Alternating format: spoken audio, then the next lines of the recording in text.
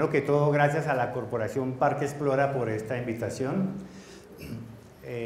Recién estuvimos aquí en septiembre en el encuentro de la Red de Astronomía de Colombia, que se realizó aquí mismo en el Parque Explora. Después regresé para la Feria del Libro, que se realizó aquí enfrente en el Jardín Botánico. Bueno, vamos a empezar este viaje con una imagen de la antigüedad. ¿Qué podían pensar en tiempos remotos? Si observamos las estrellas, las vemos salir por el oriente, pasan sobre nuestras cabezas y se ocultan por occidente. Y el Sol y la Luna hacen el mismo recorrido. Pareciera que todo girara a nuestro alrededor. Por ello, los modelos cosmológicos más antiguos eran geocéntricos. Éramos el centro del mundo y todo a nuestro alrededor era, digamos, giraba en torno a nosotros. La filosofía antigua afirmaba que el mundo se dividía en dos etapas: el mundo sublunar, donde está todo lo que se corrompe y se muere, estamos nosotros, está la atmósfera, está el granizo, los cometas se pensaban que eran de la atmósfera, y el mundo supralunar, que es perfecto e inmutable. Inclusive las estrellas y la luna giraban a nuestro alrededor en esferas concéntricas y cristalinas. Y ese movimiento de las esferas producía música, la música de las esferas. Pero en realidad esas visiones cosmológicas no se ajustaban con, por ejemplo, el movimiento de los planetas. Si todo era tan perfecto, ¿por qué esas estrellas errantes, como se conocían los planetas, describían esos movimientos tan extraños? A veces aparecían estrellas nuevas. ¿Y qué tal meteoritos? Rocas que caían del cielo. Para muchos la verdadera naturaleza del cielo era esa, era de piedra. Lo que ha hecho la astronomía durante milenios es resolver los enigmas de la bóveda celeste, es descifrar todos esos misterios de la naturaleza que nos rodea. Pero la astronomía, esta imagen, por ejemplo, que vemos aquí, es una miniatura del siglo XIV, en donde nos muestra los 4 elementos: el aire, el agua, la tierra y el fuego. Los 4 elementos de los cuales se componía toda la naturaleza. Se hablaba inclusive de un 5.º elemento, el éter, el medio en el cual se movían estas esferas cristalinas produciendo estos sonidos. Esto cambió, esto fue primordial durante muchos siglos, pero en el siglo XVII, en el año 1609, un personaje con el cual vamos a iniciar esta historia cambió por completo la historia del mundo. Y este personaje se llama Galileo Galilei. Galilei formó parte de una academia científica en Roma que se llama la Academia de los Linces.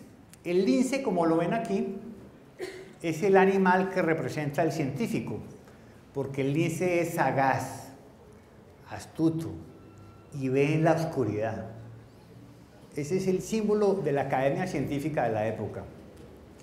Pero Galileo es más conocido por la astronomía, pero en realidad la pasión de Galileo era la física del movimiento. Galileo fue el que determinó el movimiento del péndulo para su aplicación en los relojes. Demostró que en la caída libre de los cuerpos, la pluma y el plomo caerían simultáneamente si se pudiera hacer un vacío perfecto. Se dice que hizo experimentos desde la torre inclinada de Pisa, el edificio más alto de la época, los movimientos parabólicos de los proyectiles, en fin, todo lo que tenga que ver con la física del movimiento. Esa era la pasión de Galileo. Sin embargo, en el año 1609, él se encontraba en su estudio en Padua, una ciudad cercana a Venecia, cuando le comisionaron el Senado veneciano la construcción de un telescopio, un invento que aparentemente habían realizado en Holanda años antes. Hoy día se ha estudiado muchísimo quién se inventó el telescopio. Parece que la idea del telescopio viene desde el siglo XIII, después evolucionó en España, en fin, hay muchas paternidades para el telescopio, El caso es que todos eran instrumentos muy primitivos, podríamos llamarlos casi de juguete. Pero Galileo no vio el telescopio, se lo describieron. Mire, allá al Senado veneciano llegó un mercader vendiéndonos un aparato que lucía de esta forma. Queremos que usted nos haga uno. Y Galileo, que era un genio, además un artesano, se pone a cavilar y construye finalmente, hacia el mes de septiembre de 1609, un telescopio de lentes que aumentaba 8 veces. Y con ese telescopio, él se fue a Venecia, tomó a los senadores, los subió a la Torre de San Marcos y les demostró que los barcos se veían venir por el Adriático con 2 horas de anticipación. Se veía la gente caminando en la playa. Es famosa la frase que pronuncia uno de los senadores: en adelante le diré a mi señora que no se bañe en la terraza. Y a Galileo lo premian con un contrato de por vida de muy buena paga, porque el telescopio como arma militar es extraordinario, poder ver sin ser visto. Pero Galileo no tenía en mente armas cuando construyó el telescopio. Él pensaba íntimamente que el telescopio le podía dar las herramientas para probar que el sistema copernicano era cierto, que aquello que venía diciéndose desde hace varios años, de que para poder explicar los movimientos planetarios había que colocar era el Sol en el centro, y la Tierra y los demás planetas girando a su alrededor. Es así como hay que explicar el movimiento, por ejemplo, el retrógrado de Marte. Él pensaba que el telescopio podía darle esas herramientas. Y el 1 de diciembre del año 1609, Galileo tomó su telescopio, salió al jardín de su casa y apuntó hacia la Luna. Y de un solo vistazo, Galileo acabó con el mundo antiguo, porque descubrió que la Luna tenía cráteres, valles y montañas, que no era ese disco como un espejo que reflejaba los océanos de la Tierra, sino que era otro mundo. El 1 de diciembre del año 1609 se dio inicio al mundo moderno y terminó el mundo antiguo. Por ello a Galileo se le acostumbra llamarlo el primer hombre moderno.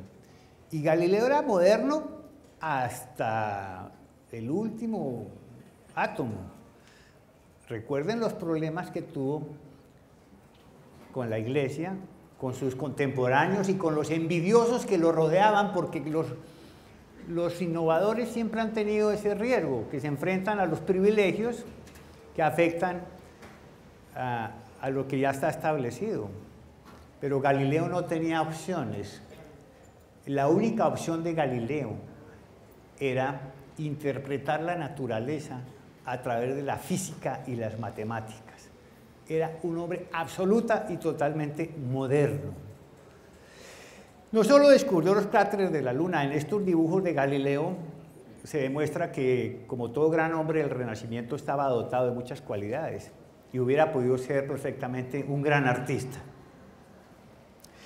También descubrió las lunas de Júpiter. En sus varios días de observación observó pequeños planetas que giraban alrededor del astro, mundos que giran alrededor de otros mundos. Esto fue una novedad y una sensación, porque Galileo empezó a fabricar telescopios y empezó a regalarlos y a llevárselos a los cardenales y a los científicos y a todos los... A muchos se negaron a mirar por el telescopio. Decían que eran brujerías, que eran engaños, pero sin duda las lunas de Júpiter fueron una sensación, pero más extraordinario, las fases de Venus. Como las vemos aquí en su dibujo original, Venus al telescopio presenta fases. He ahí la prueba reina del sistema copernicano, la única razón por la cual Venus o Mercurio presentan fases es porque giran alrededor del Sol. Descubrió que Saturno tenía orejas, su telescopio no era tan fino para definir el anillo va a ser definido por Huygens 40 años después. A él le pareció que Saturno era tricorporado, descubrió las estrellas de la Vía Láctea, como las nebulosas que vemos aquí, las de Orión y el Pesebre, y haciendo una proyección indirecta, las manchas solares. El astro rey el divino sol tiene manchas. Manchas que cambian de forma y de tamaño. El sol, como nosotros, está sujeto a la transformación, la degeneración y la muerte. Estas ideas, por supuesto, tuvieron un impacto tremendo. Recordemos que la Iglesia, ya con un Galileo bastante avanzado en edad, lo condenó a casa por cárcel de por vida por sospecha de herejía. Era un juicio que era político, porque todo el mundo sabía que Galileo tenía razón. Los jesuitas estaban observando las lunas de Júpiter y las manchas de Venus y las manchas del Sol. Pero en aquellos tiempos, en el cisma religioso entre protestantes y católicos, convencieron al Papa Pablo V de que castigar a Galileo era la forma de mostrarle a Europa que ni siquiera el gran Galileo podía ponérsele al Papa. Y Galileo fue condenado a casa por cárcel a una edad avanzadísima de 72 años. Y lo más extraordinario de Galileo, a mí sí que me gusta hablar de Galileo, es más, mi charla de Galileo dura 2 horas, ya estos me invitan a darla, es que legalmente prisionero, casi ciego, y con el acopio de sus documentos y su extraordinaria memoria, a la edad de 72 años escribió su obra magna, El discurso sobre la nueva ciencia, la ciencia del movimiento. Ese es el libro, el que va a tomar Newton, junto con la Harmonis Mundi de Kepler, para hacer la gran síntesis cosmológica, y va a cambiar por completo el mundo en el que vivimos. Vaya salto el que nos vamos a dar ahora, porque en 1957 sucedió otro evento extraordinario. Después de la Segunda Guerra Mundial, tanto la Unión Soviética como Estados Unidos se acopiaron de los científicos alemanes y de muchísimos cohetes B-2 casi intactos que los utilizaron para desarrollar los programas espaciales. El antecesor del programa espacial y del cohete que nos va a llevar al espacio es una arma, es un cohete que bombardeó Londres, los cohetes B-2 que fueron diseñados por los alemanes. Pero mientras que Estados Unidos se dividió entre sus 3 armas, la Marina hacía un cohete, la aviación hacía otro cohete y el ejército hacía otro cohete, la Unión Soviética unificó todos sus programas en uno solo. Mientras que Estados Unidos logró diseñar bombas atómicas más pequeñas, porque para eso se construían los cohetes, para transportar las bombas atómicas de un continente a otro, la Unión Soviética no tuvo la capacidad de miniaturizar las bombas, por lo tanto, tuvo que hacer cohetes más grandes, más pesados, y esa fue la ventaja que tuvieron para ir al espacio, primero que Estados Unidos. Hay una anécdota de esas leyendas, no sé si será cierta, que dicen que los Estados Unidos se dio cuenta que la Unión Soviética les iba a ganar en colocar el primer satélite en el espacio. En 1952, todos los científicos firmaron lo que sería el Año Geofísico Internacional de 1957, en el cual se proponía lanzar el primer satélite artificial, pero Estados Unidos se dio cuenta que iban a perder. Tenían entonces que unir a las 3 fuerzas, aviación, ejército y marina, bueno, y decir, bueno, a ver cómo nos coordinamos. Y dice la leyenda que efectivamente hicieron un cóctel, una reunión ahí como para limar asperezas, reunirse ahí a hablar, cómo van usted con su satélite, usted con su cohete, y está en el medio del cóctel cuando entra corriendo un mensajero con la noticia. La Unión Soviética acaba de poner en órbita el primer satélite artificial, el Sputnik 1, 4 de octubre de 1957. El Sputnik, en ruso, significa camarada viajero. Les voy a colocar el sonido original del Sputnik. Lo que van a escuchar en este momento Es la primera señal inteligente que vino del espacio exterior. Ahora cada vez que les suena el celular, o prenden el televisor, o el internet, están conectándose con un satélite. Pero esta que van a escuchar fue la primera señal inteligente del espacio exterior. El Sputnik le dio la vuelta a la Tierra emitiendo este sonido, que era captado aquí por las ondas y por los radioaficionados, y esto fue la sensación.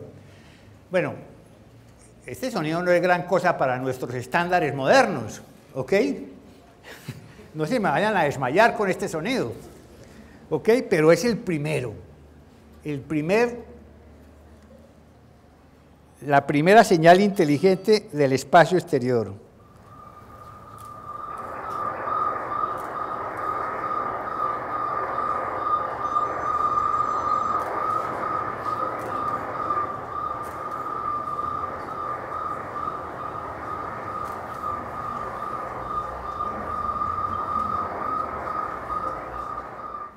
Esto fue una sensación. Hay una película que yo recomiendo mucho que se llama El cielo de octubre, October Sky, se puede conseguir por ahí en los... Anótenla porque es una belleza de película, de esas tipo Hollywood, pero es realmente muy inspiradora, que comienza ese día, el 4 de octubre de 1957, October Sky, El cielo de octubre. También se puede... originalmente se llamaba Rocket Boys, los coheteros, pero al productor no le gustó el título, entonces con el anagrama hicieron October Sky. Pero para remate, un mes después, Laika.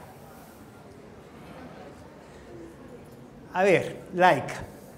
¿Qué les puedo yo decir de Laika? Primero, Laika significa ladradora. Escogieron que fuera un perro bosque porque se supone que tendría más capacidad de resistencia a ese medio que no se sabía muy bien cómo iba a comportarse. Pero además por ser pues de la calle, pues sería una perrita proletaria. Para la Unión Soviética era algo que podría... Laika salió al espacio. La presión que tuvieron los técnicos por lanzar a Laika era tan grande que no pudieron diseñar un sistema para retornarla a salvo. Laika debía morir en el espacio. Los técnicos sabían que Laika se lanzaba al sacrificio. Nos vendieron la idea de que en algún momento se iba a abrir un recipiente con comida envenenada y Laika iba a tener una piadosa muerte.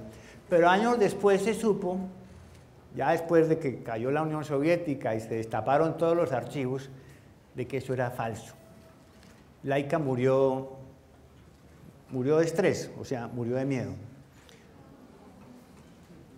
Pero probó que los seres vivos pueden salir al espacio y bueno, quedó como en la memoria de todos, quedó Laika. Ante semejantes golpes, la Marina se preparó entonces para lanzar el primer satélite de Estados Unidos, el Vanguard 1. Entonces, al estilo americano, hicieron un despliegue en Cabo Cañaveral, que eso era una cosa extraordinaria, de cámaras, de periodistas, eso invitaron a todo el mundo, y ante los ojos de todo el universo, el Vanguard 1 estalló en plataforma. No pude traerles el video, pero está en YouTube, hay varios videos de la explosión del Vanguard. Fue... inclusive en los periódicos como el Sputnik, se llamaba así Sputnik, los periódicos titularon Kaputnik. Fue un oso planetario. Entonces le correspondió el turno al ejército. Y el ejército había traído de Estados Unidos, de Alemania, a un ingeniero que se llamaba Werner von Braun. Y von Braun lanzó, aquí vemos a von Braun, y a Van Allen, estos tres científicos lanzaron el Explorer 1 en 1958. Y este satélite, que fue el primer satélite de Estados Unidos, hizo el primer gran descubrimiento. Descubrió el cinturón de radiación que rodea la Tierra, el que se llama el cinturón de Van Allen. Pero la Unión Soviética siguió dando golpes cuando Yuri Gagarin salió al espacio. el 12 de abril celebramos los 50 años de Yuri Gagarin, un hito extraordinario. Y para rematar,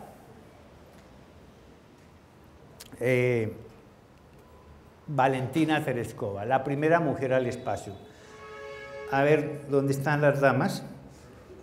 Las damas valientes.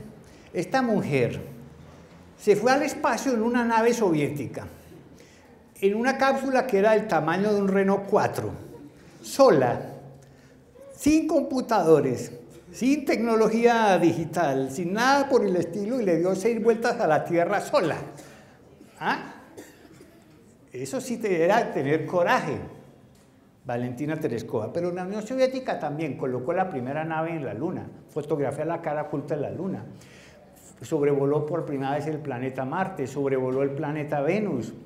En fin, los hitos de la cosmonáutica soviética fueron extraordinarios, hasta el punto de que el cielo era soviético. Y estamos en la Guerra Fría, en donde la lucha política, militar, tecnológica se trasladó a la carrera en el espacio. Y la carrera en el espacio se volvió el premio para demostrar quién era más fuerte. Entonces, es en este momento en el que el presidente Kennedy pronuncia su famoso discurso en el año 1961, justo cuando Gagarin salió al espacio.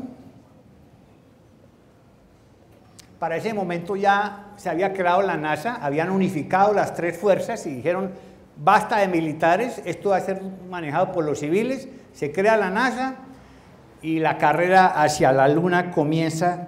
Vamos a ir a la Luna no porque sea fácil, vamos a ir a la Luna es porque es difícil. Vamos a colocar una tripulación de estadounidenses en la Luna antes que termine esta década, 1961. Pero, ¿qué apuesta? ¿Qué cosa? ¿Cómo fue eso posible? Efectivamente, en 1969, 8 años después, las flamantes naves Apolo descienden en la Luna. Increíble. ¿Cómo es eso posible? Yo, personalmente, creo que las misiones Apolo solamente pueden ser comparadas con la construcción de las pirámides de Egipto o con la Gran Muralla China. Los 3 fueron unas obras que involucraron a toda una nación con enormes recursos financieros, humanos y tecnológicos, en este caso con el único objetivo de derrotar a la Unión Soviética en la carrera hacia la Luna. En 1967, la NASA tenía el 4% del presupuesto de Estados Unidos. Casi 400.000 personas trabajaban en las misiones Apolo, colocar 3 hombres en la Luna, lo que se logró el 20 de julio del año 1969. Sí fuimos a la Luna. Hay unos que dicen que no fuimos a la Luna, pero les voy a mostrar el video original del alunizaje de Neil Armstrong. Hay un debate por ahí que dicen, o sea, no hay duda que fuimos a la Luna, ¿ok? Hay unos que dudan que este video sea real. Dicen que fue hecho en los estudios de Stanley Kubrick porque Nixon tenía necesidad de mostrar mediáticamente cómo era el alunizaje porque estaba en medio de la guerra del Vietnam, en un desprestigio político extraordinario. Las misiones a la Luna eran lo único que tenía para mostrar. Bueno, de todas formas, este es el video que todo el mundo vio del descenso de Neil Armstrong en la Luna.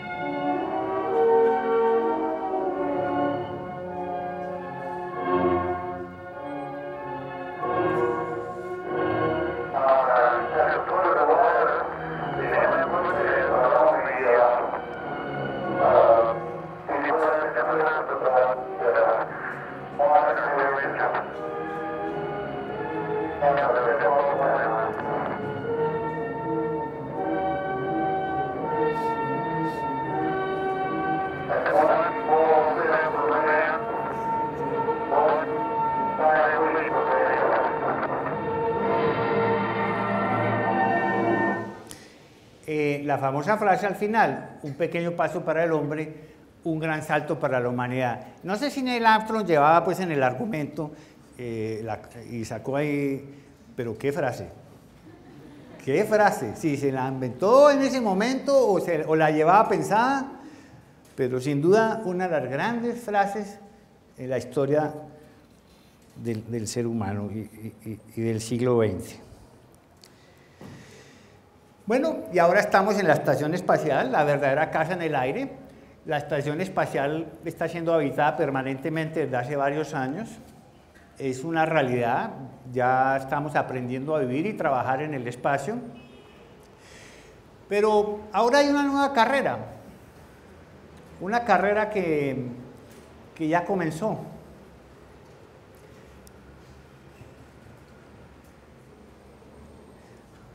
Una carrera que ahora involucra al sector privado.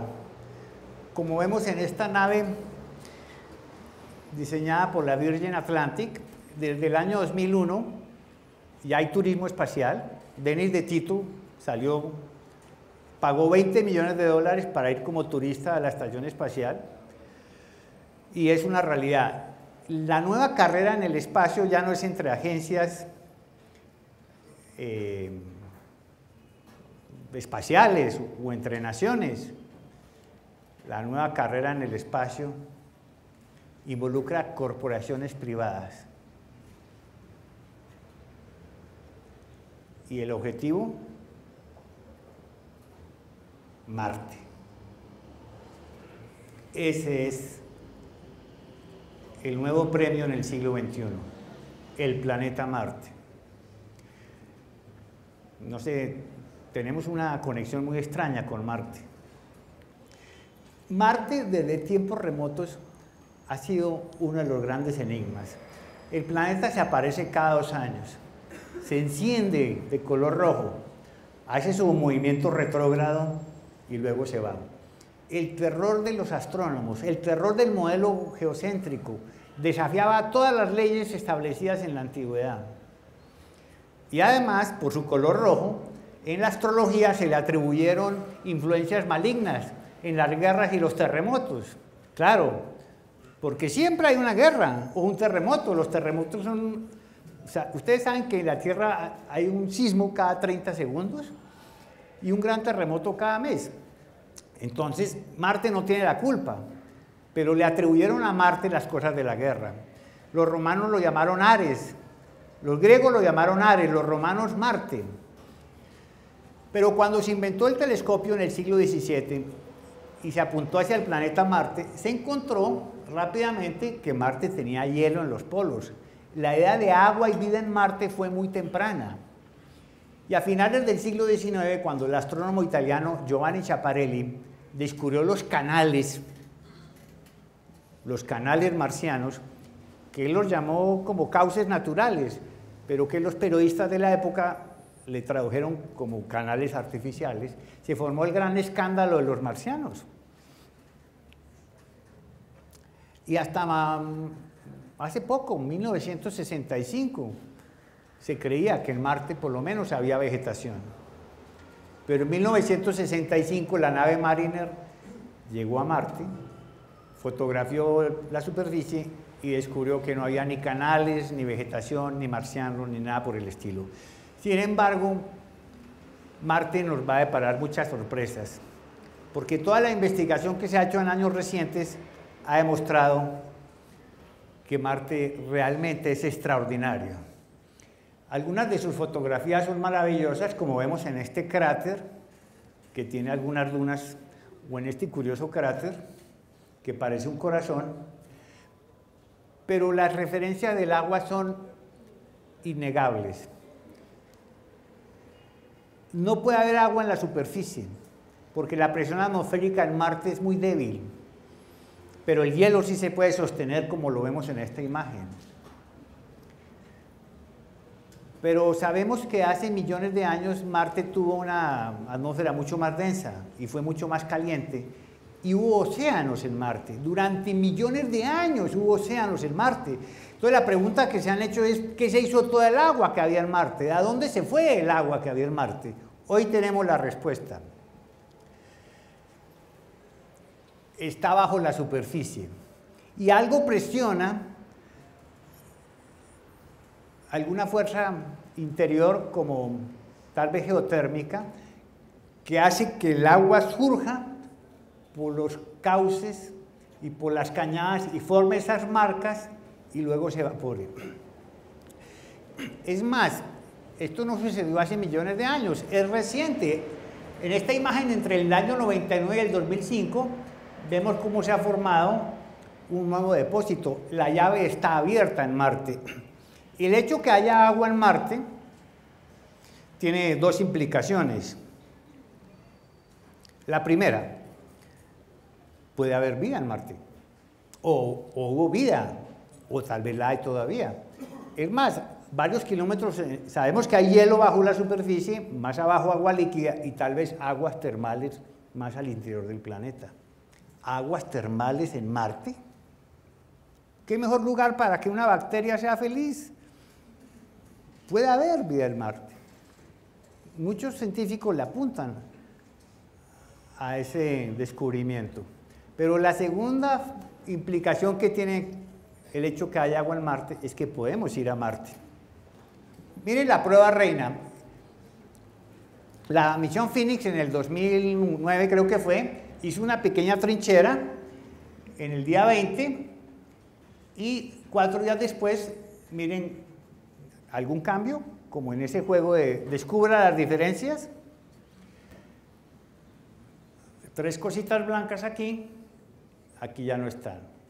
3 cubos de hielo, pasó el sol y los derritió. La prueba reina de que hay agua en Marte, y mucha agua. O sea que no hay duda, vamos a ir a Marte, pero creo que los chinos van a llegar primero. Yo le apunto a la República Popular China, básicamente porque no tienen ese problema gerencial que manejan los Estados Unidos o las agencias espaciales de Europa. Miren, los chinos ya colocaron su primer astronauta, están en pocos años recorriendo el camino que la Unión Soviética y Estados Unidos hicieron en 30 años. Van a ir a la Luna también. Esta es la nueva carrera en el espacio.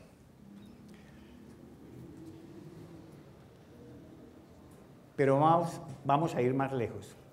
Esta luna de Júpiter se llama Europa, y lo que ven ustedes allí es una enorme bola de hielo, y esas son grietas en el hielo. Se sabe que ese hielo tiene 10 kilómetros de espesor y que flota sobre un océano de 100 kilómetros de profundidad, y que el núcleo de esa luna es caliente. Entonces, bajo ese océano, bajo ese hielo, hay un océano que tiene todas las temperaturas, y ¿habrá vida en ese océano? Protegidos del espacio exterior por ese enorme bloque de hielo, pero alimentándose de energía química del interior, podría haber algo más que bacterias. De pronto, ¿no? Hay una misión que va a descender un robot que va a taladrar ese hielo y va a mandar un submarino con una cámara al interior de ese océano. Esperamos que apenas salga el submarino no se lo coman. Sería una visión. Pero estas misiones no son reales, se han venido aplazando y aplazando y aplazando, porque hay algo que le compite en presupuesto a los programas espaciales, y es la guerra. Los presupuestos para la guerra se comen los presupuestos de la ciencia. Eso es una vergüenza. Un submarino nuclear vale $3.000 millones. El portaaviones Enterprise, que está anclado allá en el Golfo Pérsico, vale $30.000 millones. Y entonces a veces nos acusan de cómo mandamos un robot a Marte que vale $400 millones. Hola, si van a buscar plata para los pobres del mundo, no los busquen en los programas espaciales, búsquenlos en otro lado. ¿Sí? Para los que van a ir a Marte, esta es una simulación de cómo se hacen actualmente los viajes al planeta.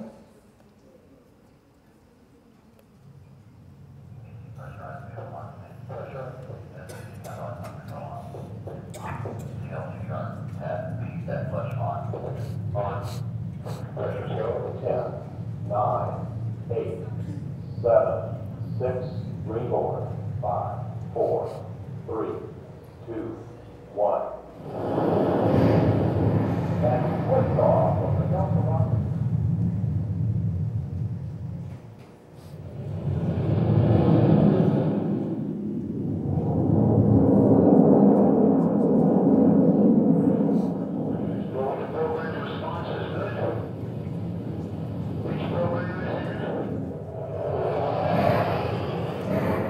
hay que alcanzar la velocidad de 8 kilómetros por segundo, si no, no lo logras.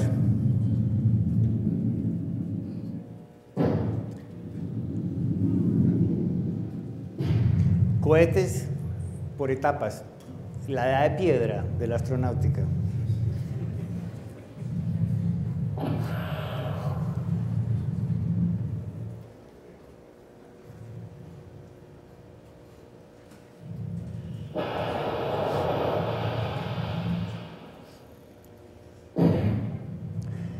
Sí, mucho de ese material queda como chatarra espacial. En algún momento habrá que ir a limpiar, como hoy limpiamos las playas. Ok, todo eso fue para obtener el impulso necesario para llegar al planeta Marte. Cada 2 años hay una ventana de lanzamiento, dura 6 o 7 meses el viaje. Bueno, el problema ahora que lleguemos al planeta es frenar. Marte tiene atmósfera, luego hay fricción, hay que frenar en 7 minutos, hay que pasar de 50.000 kilómetros por hora a 0.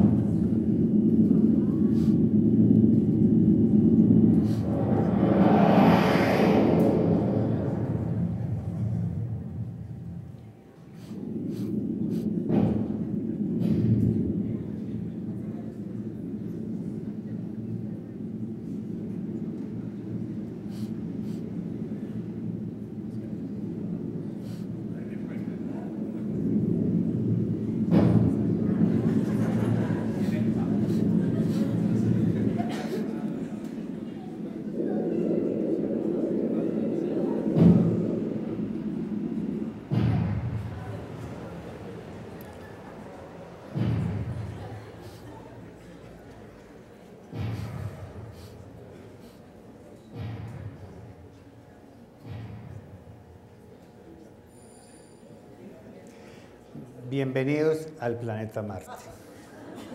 Escuchen el viento marciano.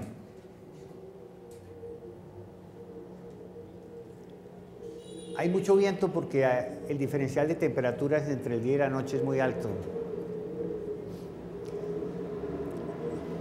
Y ahí vemos una de las grandes maravillas de la tecnología, los Mars Rovers, los robots marcianos. Hay 2 de ellos desde hace más de 4 años explorando la superficie del planeta. Despliegan los paneles solares, como vemos aquí, y la cámara de alta definición. Son inteligentes, si hay un hueco no se van a ir al hueco.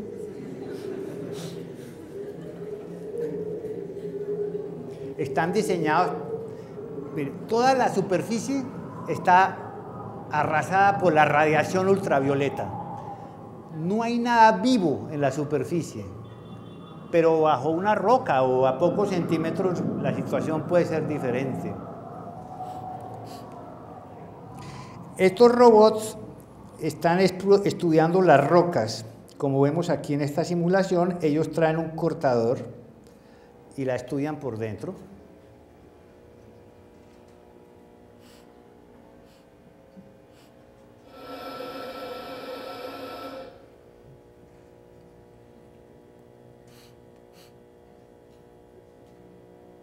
Y por medio de un satélite en órbita nos envía la información. Lo que han demostrado es que los procesos geológicos en Marte están vinculados con el agua. O sea, hubo océanos en Marte y hubo mucha agua en Marte. La gran pregunta es, ¿hay o hubo vida en Marte?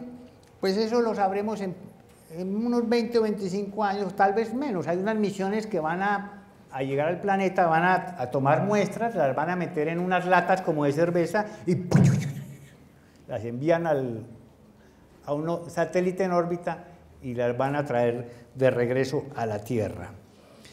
Puede haber vida en Europa también, como vemos aquí, en este océano. Y, bueno, tal vez Saturno también nos ofrezca algunas sorpresas. En esta imagen de la sonda Cassini descubrimos un anillo que no conocíamos. Saturno, el señor de los anillos, tiene unas lunas extraordinarias. Algunas de estas montañas, por ejemplo, llegan a más de 7 kilómetros de altura.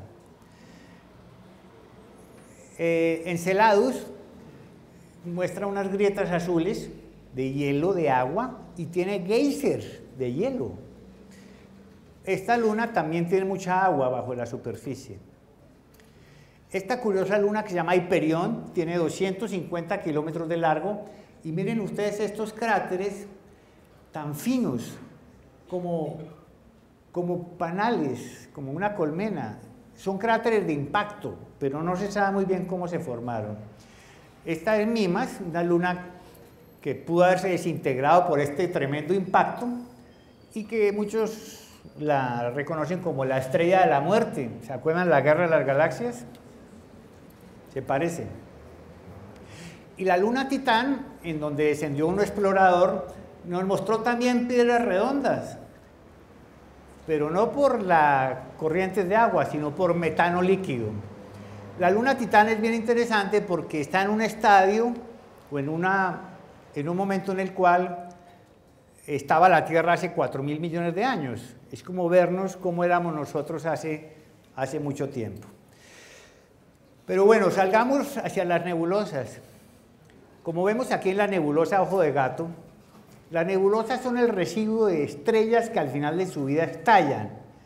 Y ese material se vuelve a condensar otra vez en estrellas y posiblemente en planetas.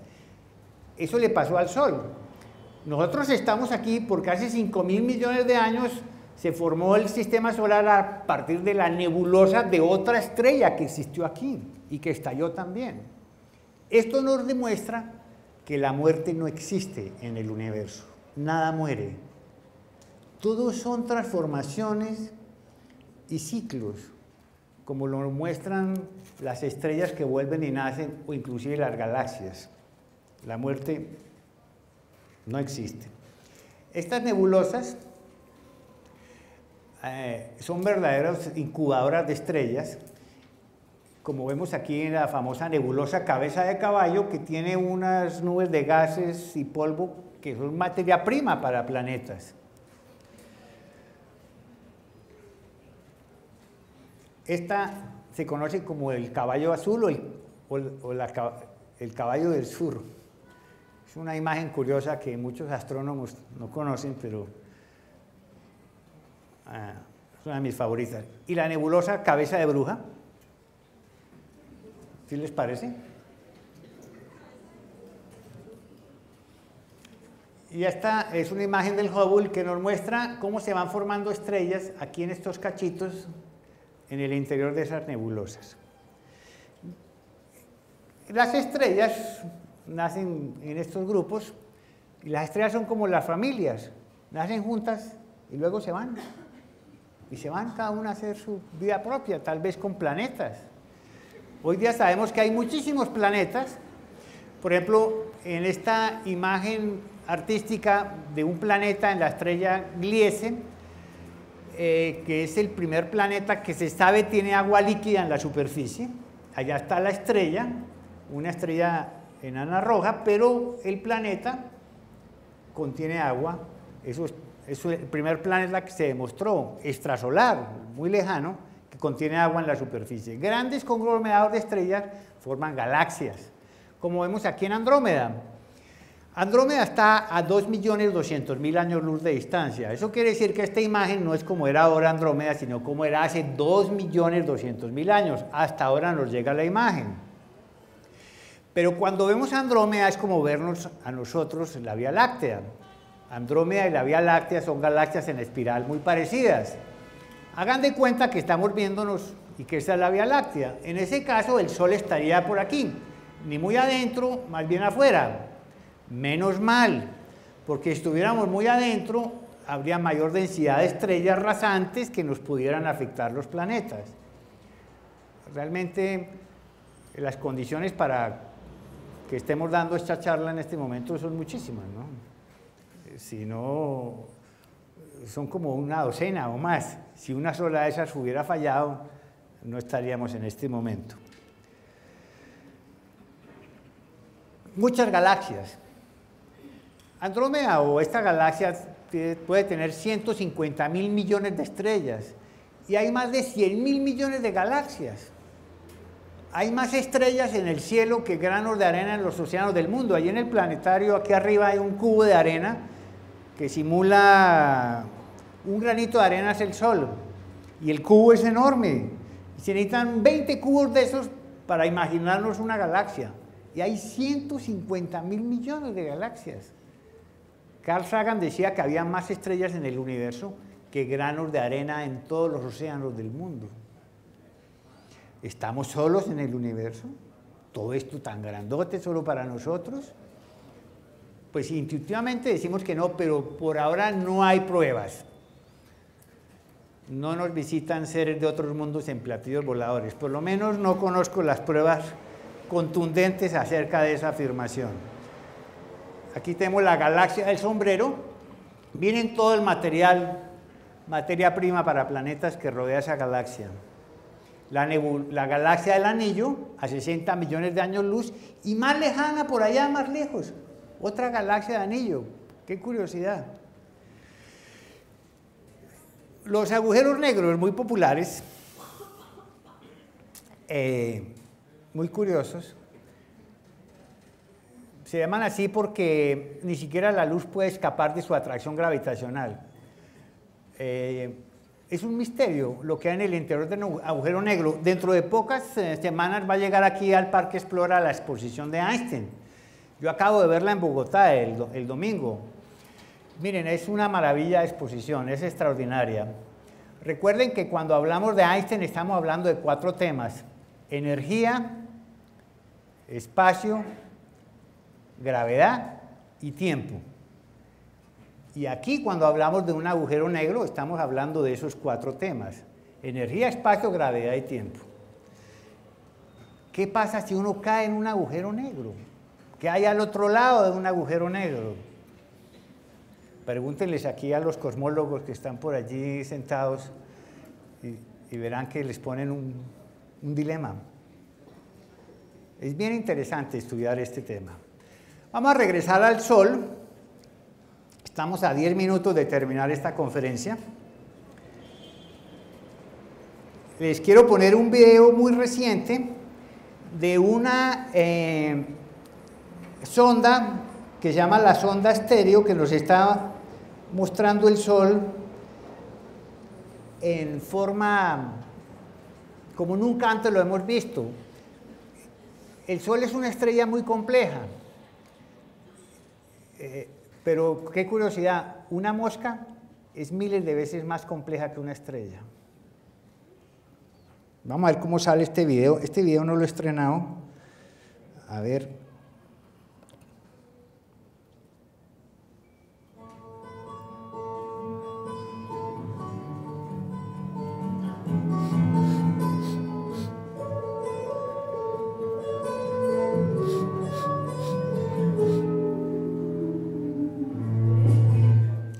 Bueno, la música era evidente, ¿no? Había que colocarla. Here Comes the Sun, aquí viene el sol, de los Beatles. El Sol, una estrella muy dinámica. Para terminar, vamos a volver al planeta Tierra. Han oído hablar del tema del 2012, ¿no? Un día estos me invitan a dar mi conferencia del 2012. Creo que la di aquí en la RAC, ¿sí? La di en la RAC. Bueno, de todas esas cosas que anuncian, nada de eso va a pasar. Lo único que podría pasar, no en el 2012, pero que puede pasar, es impactos. Un meteorito puede entrar por este salón en este momento, o pues como pasó ahí, dañarte el carro. Claro que la probabilidad de ser impactado por un meteorito es 1000 veces menor a ser impactado por un rayo, ¿sí? Pero es curioso, diariamente entran a la Tierra 200 toneladas de materiales del espacio exterior. La mayoría como pequeños fragmentos, restos de asteroides y cometas que se incineran como estrellas fugaces, Si es del tamaño de un puño, forman un bólido, del tamaño de un balón, pueden caer a tierra como un meteorito y ocasionar un problema como este, o pueden caer más grandes. El meteorito más grande intacto es este, el Jova, que está en Namibia, pesa 70 toneladas. El problema de los meteoritos es que entran a velocidades enormes. Por ejemplo, vemos aquí una simulación de un impacto, entran a velocidad hasta de 30 kilómetros por segundo. Entonces eso libera una energía tremenda. Miren, por ejemplo, este impacto. Hizo un cráter aquí, arrasó con bolas de fuego 10 kilómetros a la redonda, en 24 kilómetros a la redonda mató a todos los animales y en 40 kilómetros a la redonda vientos huracanados. El Meteor Crater en Arizona, 160 metros de profundidad, 1800 metros de diámetro. ¿Y qué lo causó? Un meteorito más pequeño que este salón, que es imposible de detectar. Cuando lo vemos ya está a días y no hay mucho que hacer. Claro que estos impactos mayores y objetos más grandes ya se tienen pues registrados. Se sabe que hay uno que se llama Apophis, que en el año 2029 o en el 2036, porque pasa 2 veces, puede ocasionar algún riesgo de una catástrofe regional porque tiene 200 metros. Apophis, pueden verlo en internet, Apophis. Sin embargo, ya está diseñada una misión española, que los españoles van a salvar el mundo. Una misión que va a llegar a Apophis, la misión se llama Don Quijote. Y tiene un explorador que se llama Sancho Panza. Sancho Panza va a llegar a Apophis y lo va a empujar, lo va a desviar. Desviar cosas en el espacio es fácil porque el espacio es vacío. Si tú aplicas presión constante durante mucho tiempo, pues desviarlo un poquito, ¿ves? Y los impactos son posibles, de hecho lo sabemos porque grandes especies se han extinguido en tiempos remotos y al parecer en forma periódica. Para terminar, unas palabras sobre la astronomía. Antes de salir al espacio, también tenemos que ayudar a resolver este problema. Estas imágenes tienen 40 años de diferencia, es un parque nacional en el Canadá. Que es en todas lo que está alimentando esta especulación del 2012 es que el planeta sí está en problemas, y serios problemas. Pero hablaremos de eso otro día. Yo creo que la ciencia y las ciencias del espacio tienen mucho que decir en este tema. Hay que mirar el cielo a simple vista, con los binoculares, usando las cartas celestes. Hay que entusiasmar a la niñez. Miren, esas edades de los 5 a los 10 años son definitivas y la astronomía es un vehículo extraordinario para motivar a la niñez y a la juventud en la apreciación de la ciencia y la cultura. Tienen conexiones con la historia, la filosofía, el arte, la matemática, todas las ciencias exactas. La astronomía es divertida. A los niños les encanta, a los papás. Creo que tengo una fotografía de la felicidad de esta niña con ese globo celeste. Es una cosa increíble. O este niño agarrado a ese telescopio y la chupeta no lo soltaba, viendo la luna en el desierto de la Tatacoa. Para terminar, una imagen de unos efectos especiales nunca vistos antes. Van a quedar impactados. Realmente les traje un efecto extraordinario.